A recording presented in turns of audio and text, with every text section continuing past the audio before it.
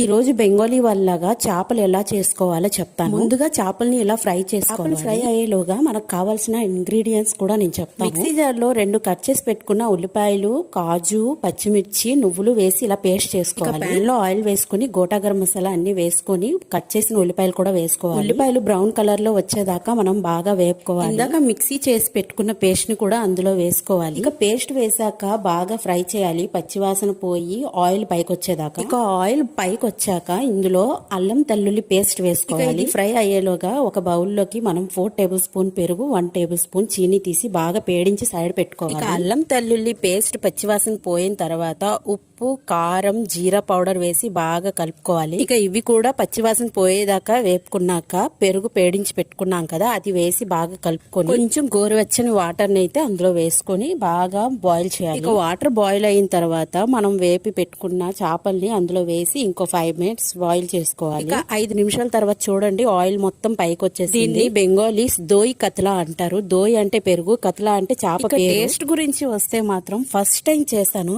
కానీ సూపర్ అంటే సూపర్ గా వచ్చింది. మీరు కూడా ట్రై చేయండి. వీడియో నచ్చితే చిన్న లైక్ వేసుకొని ఛానల్ సబ్స్క్రైబ్ చేసుకోండి.